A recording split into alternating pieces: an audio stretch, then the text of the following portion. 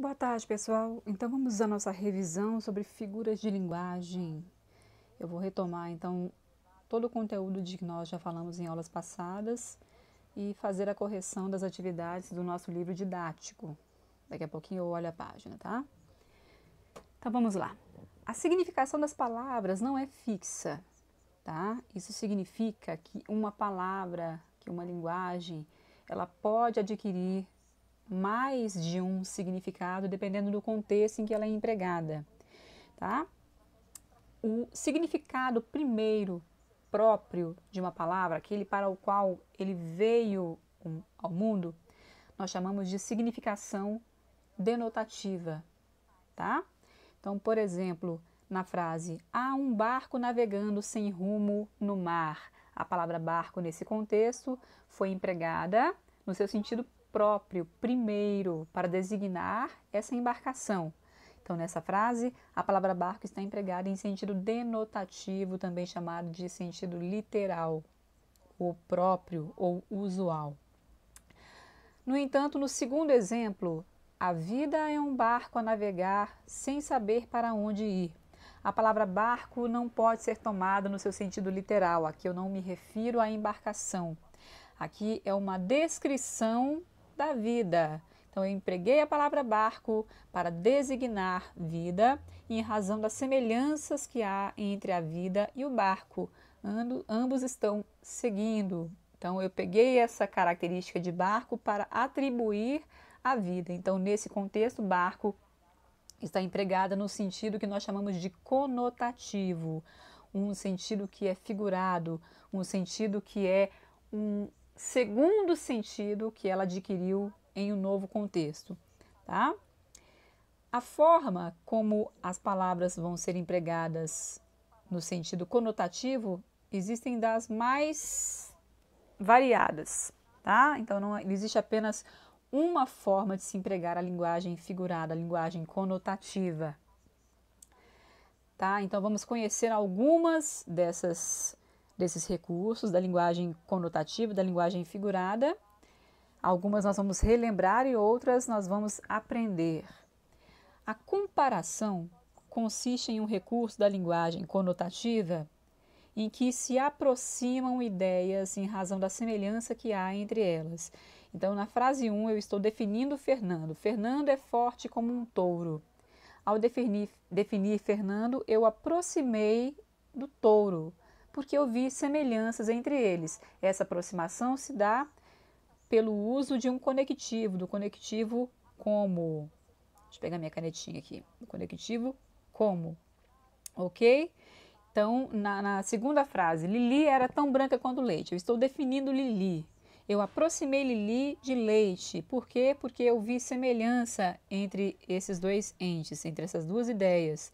Então, como é que eu vou interpretar essas frases? Eu vou fazer o levantamento das características de touro e de leite, que são as palavras com as quais eu estou comparando Fernando e Lili. E essas características eu vou atribuir a Fernando e a Lili. Então, touro é forte, é bravo, tem uma série de outras características. O leite é branco e tem outras características. E essas características é que eu vou atribuir a esses entes que eu estou tentando definir. Então, quando eu falo que Fernando é forte como um touro, eu estou dizendo que ele é forte. Quando eu estou dizendo que Lili é branca como leite, estou querendo dizer que ela é branca, que ela é alva. Então, a comparação ela se dá por meio da aproximação desses dois elementos, essas duas ideias, em razão da semelhança que há entre elas. E essa ligação sempre se dá por meio de conectivos como, tal qual, parece, que nem e outros mais. Vamos ver esses exemplos aqui. Guardar rancor é como segurar um carvão em brasa para jogá-lo em outra pessoa. Então, eu estou definindo o ato de guardar rancor. Eu aproximo esse ato de segurar um carvão em brasa. Eu vou levantar as características de segurar um carvão em brasa. Machuca, dói, incomoda. E são essas características que eu vou atribuir a guardar rancor. É assim que eu vou interpretar essa comparação, então.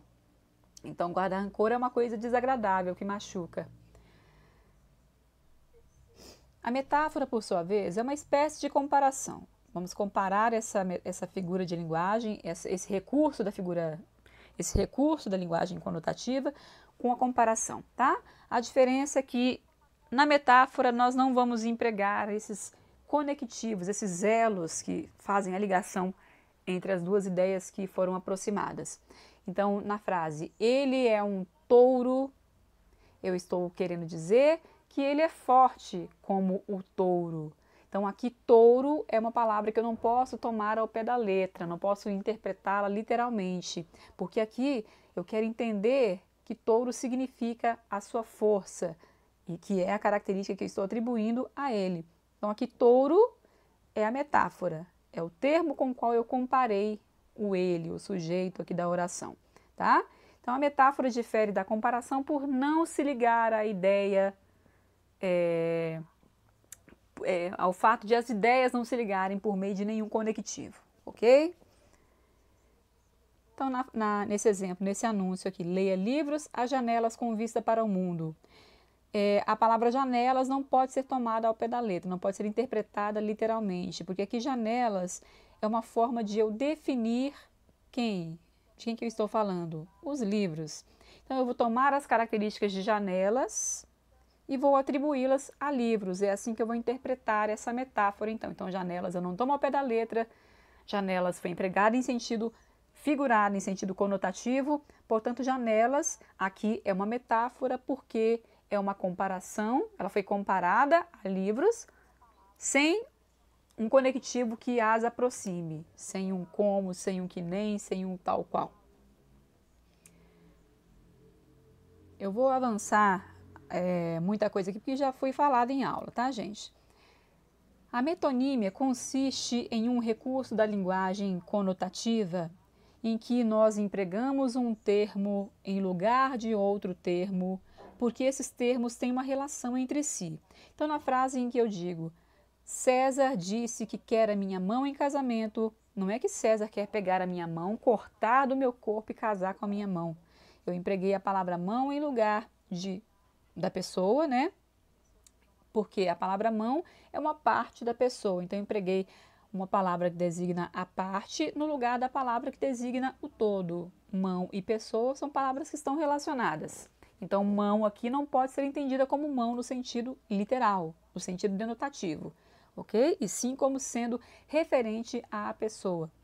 Ao fim do jogo, o estádio vaiou o time. O estádio é o lugar onde se encontram os torcedores. Estádio não vaia. Então, empreguei a palavra estádio no lugar de torcedores, porque essas duas palavras estão relacionadas. Então, estádio eu não posso interpretar ao pé da letra aqui.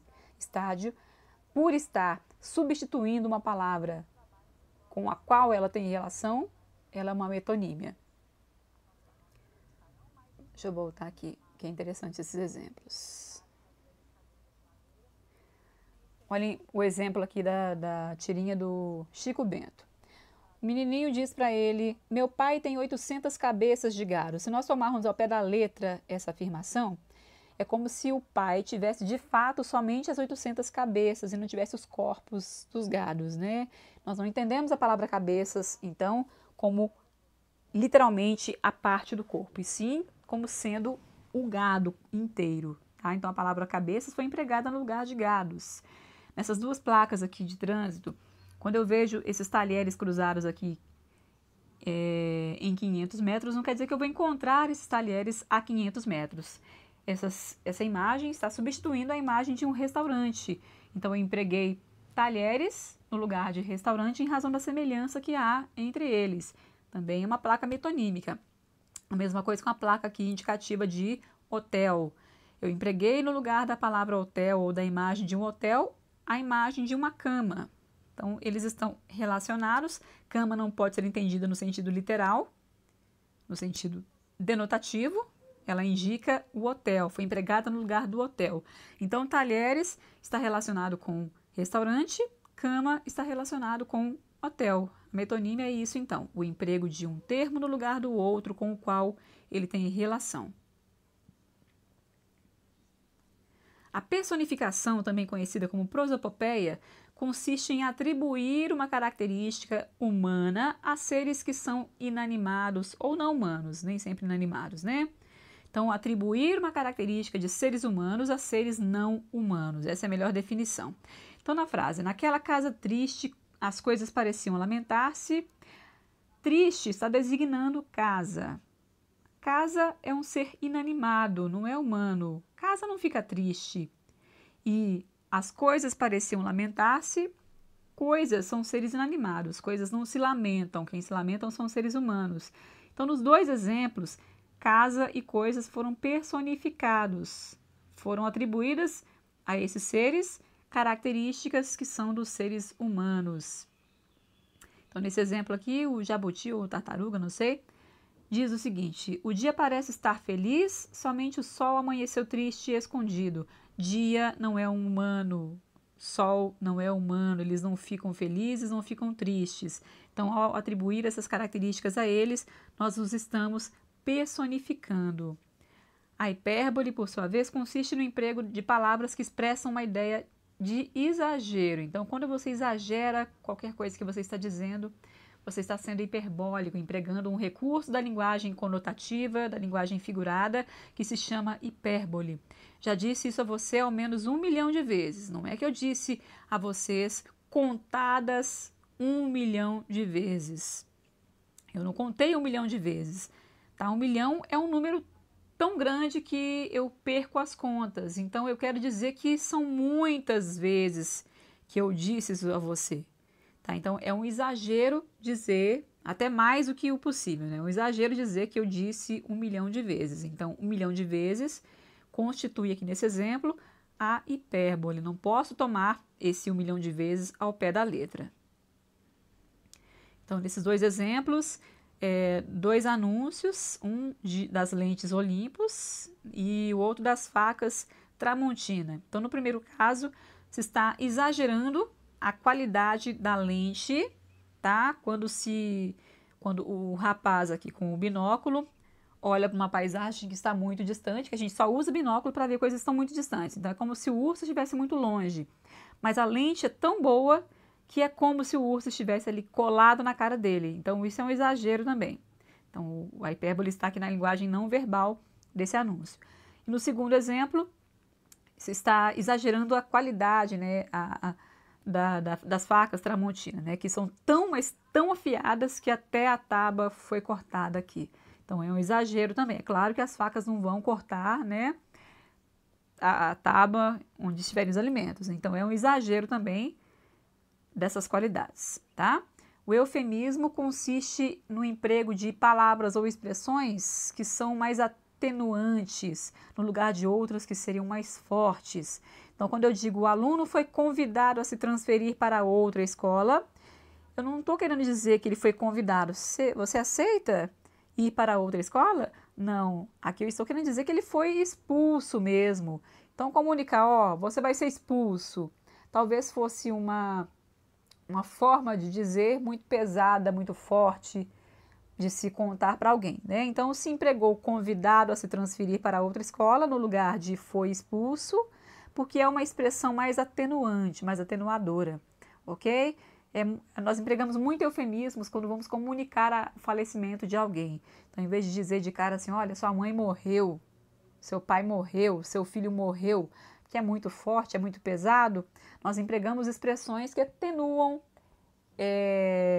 essa informação. Então, nós dizemos, olha, a sua mamãe virou estrelinha, o seu pai agora foi para junto de Deus, o seu filho não resistiu. Então, são formas atenuantes de você transmitir essas informações. São eufemismos, então. Então, o que nós não podemos levar ao pé da letra é convidado a se transferir para outra escola, porque ao pé da letra, isso seria um convite mesmo. E não é um convite o que aconteceu, né? Foi a expulsão.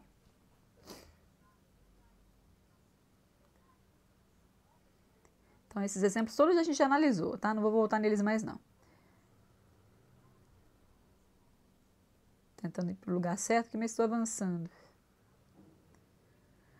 A antítese consiste na aproximação de ideias que são opostas, tá? Essa aproximação, ela tem a intenção, geralmente, de mostrar o contraste entre essas duas ideias.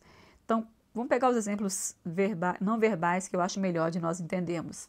Então, nessa charge, na parte de cima, não é proposital que eles foram colocados em cima e a família embaixo, tá? É proposital.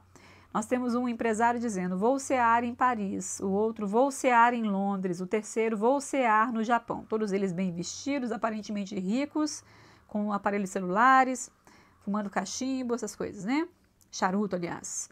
E na parte de baixo, uma família maltrapilha no lixão, dizendo, nós vamos cear no lixão.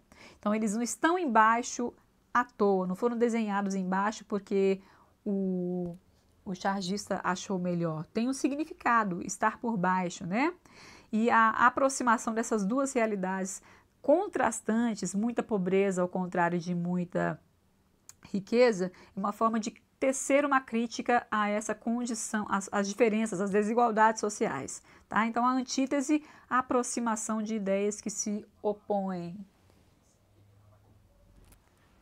Olha outro exemplo de antítese muito forte também. Essa foto aqui é a foto de uma pessoa negra, claramente desnutrida. Nós vemos assim pelo tamanho das mãos, pela textura da pele, e uma mão de um homem branco que certamente não passa fome, porque nós estamos vendo que ele está bem nutrido pelas características das suas mãos. Então aqui nós vemos claramente uma antítese também, a aproximação de duas realidades opostas, também com a mesma intenção de mostrar essa desigualdade gritante que há nesse mundo entre brancos e negros. Essa foto aqui é clássica, à sua esquerda a favela de Paraisópolis, em São Paulo, e à direita o bairro Morumbi. Então essa foto é real, tá? Isso existe mesmo. Então é antítese em pessoa, né? Se é que você pode dizer assim. Então, essa foto assim, denuncia a desigualdade escrachadamente, né? Então, há duas realidades, novamente, opostas, colocadas lado a lado para que se faça essa denúncia. O polissíndeto consiste no uso repetido de uma conjunção ao longo do texto. É muito usual, na linguagem coloquial, nós empregamos muito polissíndeto, né? Pedro é um homem esforçado, trabalha e trabalha e trabalha dia e noite. Ele perdeu o gosto pela vida, não dorme, nem come, nem passeia com os amigos, nem assiste televisão, nem faz nada. Então, polissíndeto consiste nessa repetição do conectivo ao longo do texto. A anáfora é a repetição de uma palavra ou expressão no início de uma sequência de versos ou de orações. Muito empregada na linguagem poética dos poemas, porque ela confere ritmo a esses textos. Então vamos ao exemplo de Manuel Bandeira. Vi uma estrela tão alta, vi uma estrela tão fria, vi uma estrela luzindo na minha vida vazia. Então nós repetimos aqui, vi uma, vi uma, vi uma. Então essa repetição é que consiste na anáfora. E a gradação, para terminarmos, consiste numa sequência de ideias em sentido crescente ou decrescente. O gerente da empresa ficou furioso, tremeu, bufou, gritou. Observem que o tremer ainda não tem o som, o bufar já tem um pouquinho de som e o gritar tem muito som. Então houve uma sequência de ideias que cresceram aqui. No segundo exemplo, aqueles eram seus últimos instantes de vida. Deitou-se no chão, fechou os olhos, morreu. Então foi num sentido decrescente, ele foi definhando até morrer. Então são ideias que se encontram em uma gradação também. Agora vocês vão pegar o livro didático na página 14 para nós resolvermos as atividades sobre figura de linguagem. O gramático Mauro Ferreira escreveu o seguinte: as figuras de linguagem mais significativas nascem da intenção ou da necessidade que temos de dizer as coisas de maneira nova, diferente e criativa. O que pretendemos, quando as utilizamos, é principalmente surpreender ou impressionar o nosso interlocutor e assim torná-lo atento e sensível ao que falamos ou escrevemos. Questão número 1. As figuras de linguagem seriam um recurso interessante a um orador? Como já foi dito, gente, as figuras de linguagem, o emprego da linguagem figurada, da linguagem conotativa, torna o texto mais expressivo. É mais bonito você ouvir um texto em que há a presença da linguagem figurada do que você ouvir um texto em que não há. É mais Interessante, por exemplo, eu ouvir que os meus olhos são como mel de abelha, do que ouvir, nossa, os seus olhos são de um castanho mel bonito. Então, a linguagem figurada, ela tem esse poder de ser mais atraente, ok? A revista Exame elaborou um ranking com 10 discursos inspiradores de paraninfos. Os paraninfos, lembrem-se, são os nossos padrinhos, aqueles que nós convidamos para nos aconselhar no dia da nossa formatura. Geralmente um professor, né, que nós escolhemos. Entre eles, o de Bono Vox. Leia, então, esse trecho do discurso do Bono. Com uma introdução digna de uma estrela do rock que sabe como levar uma multidão inteira à loucura, Bono Vox, do U2, ensinou a turma de 2004 da Universidade da Pensilvânia que o mundo é mais maleável do que nós pensamos. Você não deve explicações para ninguém. Eu pensava que o futuro era algo sólido ou fixo, algo que você herda, um velho prédio para onde você se muda com as gerações anteriores, afirmou. Mas, segundo ele, essa ideia não é verdadeira. Questão 2. Para explicar aos formandos como costumava ver o futuro, o vocalista do U2 faz uma comparação. Transcreva. Vejam bem, a resposta sugerida aqui pelo nosso livro transcreveu essa passagem aqui. Eu pensava que o futuro era um velho prédio para onde você se muda com as gerações anteriores. Então, deixa eu só frisar para vocês aqui. Ele pediu que nós transcrevêssemos a comparação. O recurso que nós chamamos de comparação se encontra nesse fragmento aqui, ó. Um velho prédio para onde você se muda como as gerações anteriores, ok? Então, a comparação aqui é entre o velho prédio, né, o ato de se mudar para o velho prédio, com o ato que praticavam as antigas gerações. É aqui que eu aproximo duas ideias por meio do conectivo como, ok? Então, aqui que nós temos, aqui, isso, uma comparação, tá? O texto inteiro, a frase inteira que foi sugerida como resposta, contém uma metáfora. Porque qual que é o assunto de que eu estou falando aqui? Eu estou falando do futuro. E como que eu defino o futuro? Como que eu descrevo o futuro aqui? Ele é um prédio velho para onde as pessoas se mudam como as gerações anteriores. Então, eu estou definindo o futuro e estou aproximando esse futuro do prédio velho para onde as pessoas se mudam como as gerações anteriores. Então, essa aproximação de futuro com a ideia do prédio não é uma comparação, é uma metáfora, ok? Então, prédio velho aqui não pode ser tomado ao pé da letra. Eu não vou entender que futuro é entrar de fato em um prédio velho, tá? Um prédio velho deve ser tomado como sendo algo semelhante ao futuro. Eu tomo as características do prédio velho e as atribuo a futuro. É assim que nós interpretamos uma comparação e uma metáfora, tá? Então, só para poder frisar esse aspecto aqui. A comparação se encontra na segunda parte da frase, onde eu aproximo um prédio velho, o ato de entrar num prédio velho ao ato do que faziam as antigas gerações. Então, aqui eu tenho uma comparação, porque eu tenho o elo que liga essas duas ideias, mas aqui eu tenho uma metáfora quando eu aproximo o futuro de toda essa ideia aqui, ó, ok? Então, a metáfora é um prédio velho para onde você se muda como as gerações anteriores. Só para ficar bem claro, bem clara essa distinção entre comparação e metáfora. Tá? Então, esse é o trecho que foi transcrito. A comparação de Bono deve ser entendida em sentido conotativo ou denotativo. É claro que ele não quer dizer que o futuro é um prédio velho, a gente não pode tomar isso ao pé da letra. Tá? Como eu já disse a vocês, você pega as características do prédio velho e as atribui ao futuro. É assim que você interpreta a comparação ou a metáfora. Então, o sentido é conotativo, pois o futuro não pode ser literalmente entendido como um prédio velho. Questão 4. O recurso linguístico utilizado pelo cantor nesse trecho chama-se metáfora, como eu disse para vocês. Para interpretar o seu sentido, é preciso fazer a seguinte operação mental. Como eu já disse a vocês, primeiro elemento comparativo, o elemento que eu quero definir é o futuro. O segundo é o prédio velho, tá?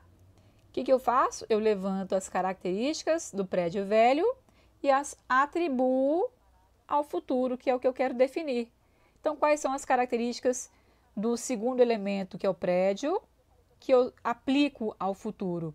Se o futuro é o prédio velho, para onde as gerações anteriores se mudaram, então o futuro já estava pronto e ultrapassado. Então, eu vou levantar uma série de características e aquelas que forem mais adequadas eu as atribuo ao ser que eu quero definir. Questão 5. Assinale as ideias que Bono sugere aos formandos por meio da metáfora do velho prédio. Então, ele disse que achava que o futuro era como um prédio velho, onde as pessoas entravam como os seus antepassados, ou seja, é como se o futuro fosse um repetir o que os outros faziam.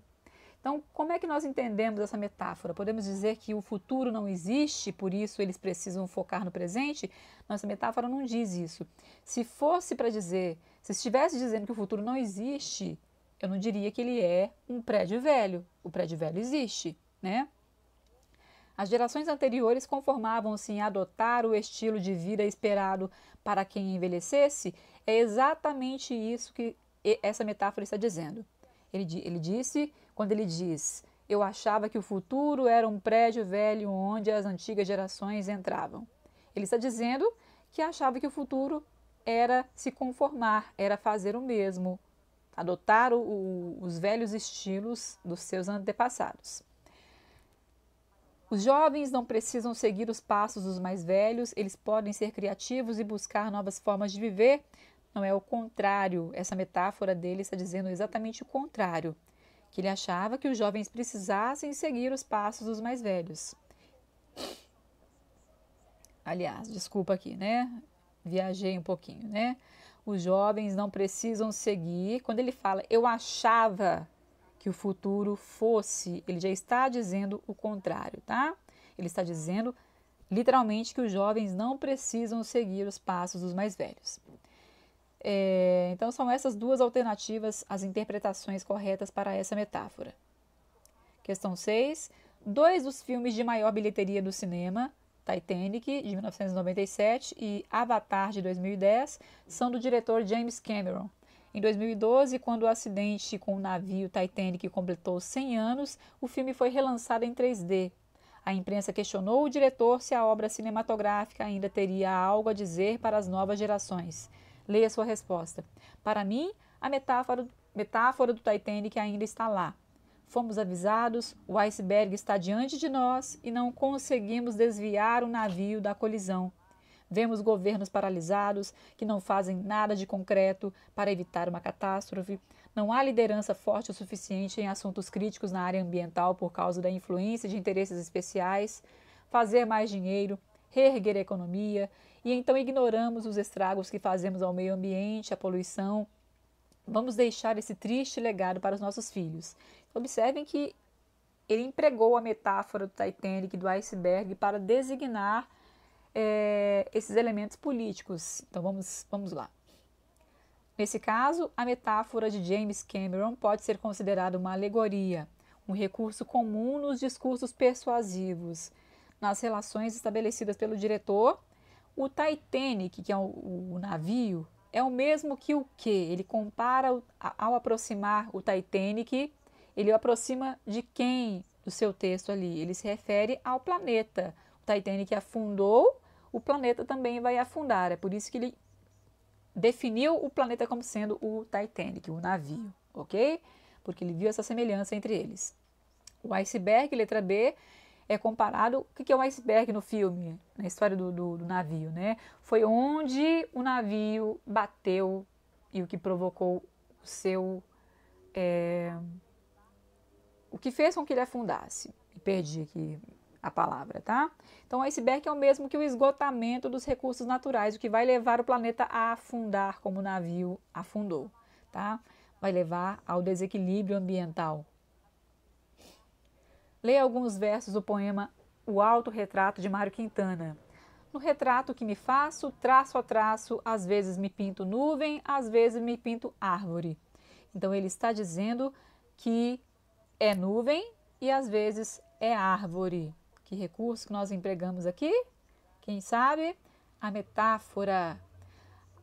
Agora pense em duas metáforas para representar as características contraditórias suas. Características contraditórias suas.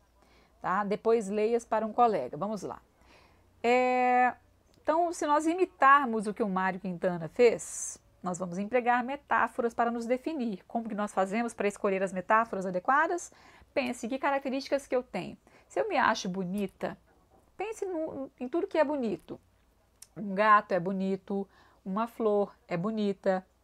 E use essas palavras, use essas expressões para se autodesignar. Às vezes me pinto gata, às vezes me pinto flor. Se eu sou muito brava, muito feroz, né, com as pessoas, que seres são assim? Um tigre, um leão, tá? Uso o nome desses seres e atribuo a mim. Às vezes me pinto tigresa, às vezes me pinto leoa. E é dessa forma que nós construímos metáforas, então, pegando as palavras, as ideias com as quais há semelhanças no lugar das suas características, ok? Eu aproximo, então, aquilo que eu quero definir de um outro ser que tem características que eu acho que são as mesmas que eu tenho, ok? Questão 9. A imagem a seguir poderia ser uma metáfora de alguma coisa. Tudo pode ser metáfora de alguma coisa, né? Então, a pipa, o que é? É um objeto que quando você solta no ar e dá a corda, dá a linha para ela, ela vai longe, né? Então, vamos pegar essa característica e atribuir a quê? O que pode ser como a pipa? Ter essa característica de liberdade, de voar longe, de ir alto. O próprio adolescente tem essa característica. Quando você solta, ele pega a estrada e vai longe. Então, ele tem muito chão pela frente, ele vai longe. Ok? Então, é uma possibilidade, não é a única, não. Vocês podem pensar em outras possibilidades. Basta que vejam semelhanças entre a pipa e o ser que querem comparar com ela. Observem a seguinte imagem da capa da revista, super interessante. Observem bem. Nós temos aqui uma cesta de supermercado que foi posicionada como se fosse uma armadilha. Nós sabemos que essa armadilha, quando se puxa esse pedaço de pau, ela cai sobre o ser que estiver embaixo da cesta aqui. Então, está se afirmando que o supermercado é uma armadilha. Ok? Então, a imagem foi usada como uma metáfora. O que o enunciado pede? Não pediu nada, tudo bem. Questão número 11. O texto a seguir é uma alegoria. Leia-o. Um palestrante entrou num auditório para proferir uma palestra e, surpreso, se deparou com um auditório vazio. Só havia um homem sentado na primeira fila. Desconcertado, o palestrante perguntou ao homem se devia ou não dar a palestra só para ele. O homem respondeu: sou um homem simples, não entendo dessas coisas. Mas se eu entrasse num galinheiro e encontrasse apenas uma galinha para alimentar, eu a alimentaria, essa única galinha. O palestrante entendeu a mensagem e deu a palestra inteira conforme havia preparado. Quando terminou, perguntou ao homem: então gostou da palestra? O homem respondeu: como eu lhe disse, sou um homem simples, não entendo dessas coisas, mas se eu entrasse num galinheiro e só tivesse uma única galinha, eu não daria o saco de milho inteiro para ela. É piada, mas bem verdadeira. Assinale a alternativa correta. A palestra destinada aos agricultores tinha por tema como criar galinhas e aumentar a produtividade pecuniária? O palestrante agradou ao homem na plateia, que aprendeu muito com as palavras dele e sentiu-se valorizado? O palestrante falou demais? ou o texto reforça que os palestrantes precisam se planejar bem para falar em público e seguir à risca o roteiro? Bem, quando nós começamos a ler o texto, quando o palestrante se depara com um homem e pergunta a ele se ele quer ou não que a palestra seja dada, a resposta do homem que está na plateia nos faz entender. Não, ele tem que falar, independentemente de quantos estejam na plateia. Só que ao final do texto, quando a pergunta novamente foi feita, a resposta do homem que estava na plateia dá a entender para o palestrante que ele falou demais, não precisava tanto, né? Quando ele diz, quando eu vou ao galinheiro, tem uma galinha só, eu não dou o saco inteiro de milho para ela, eu dou apenas o suficiente. Então, com essa metáfora, ele quer dizer que ele falou demais.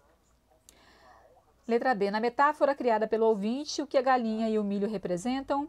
A galinha representa a atitude passiva de se esperar pelo alimento. Representa os ouvintes da plateia. O milho, o alimento, corresponde às palavras, ao discurso que vai ser feito para ser apresentado pelo palestrante. Tá? 12. No curso de seu aprendizado da língua, é provável que você tenha se tornado hábil em identificar e eliminar repetições nos textos. Nesse sentido, reescreva o texto a seguir, sugerindo alterações para aperfeiçoá-lo. Então, vamos observar que o texto está cheio de palavras que estão se repetindo. Esses termos têm que ser substituídos por outros, ou nós temos que empregar outros recursos, além da substituição, para evitar essa repetição, ok? Então, vamos ler o texto sem os reparos e depois com os reparos, a sugestão com reparos.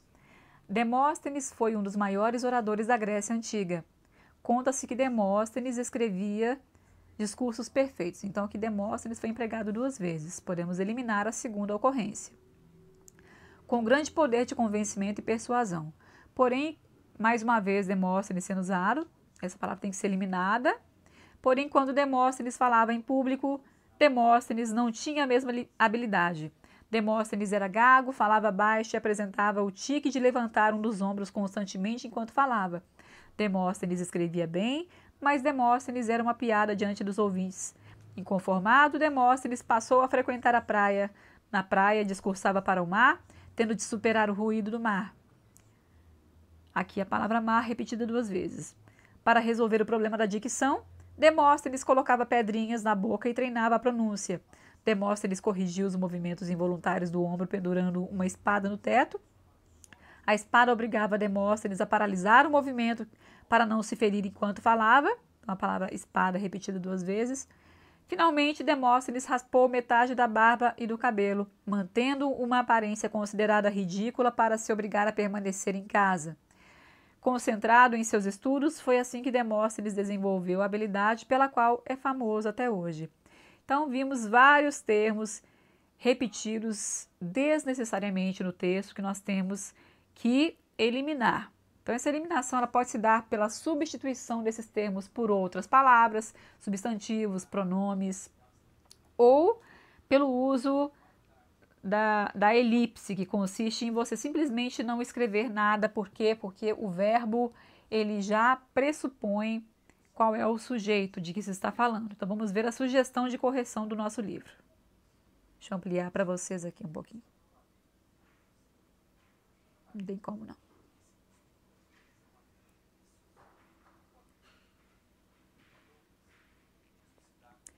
Demóstenes foi um dos maiores oradores da Grécia Antiga. Conta-se que escrevia discursos perfeitos com grande poder de convencimento e persuasão. Porém, quando falava em público, não tinha a mesma habilidade. Era gago, falava baixo e apresentava o tique de levantar um dos ombros constantemente enquanto falava. Então, o recurso empregado para evitar a repetição foi a elipse, nessas frases anteriores aqui, em que eu eliminei a palavra Demóstenes, não escrevi nada no seu lugar, porque já se pressupõe de que se está falando de Demóstenes, como foi dito anteriormente. Escrevia bem, mas era uma piada diante dos ouvintes. Inconformado, continua a elipse, tá?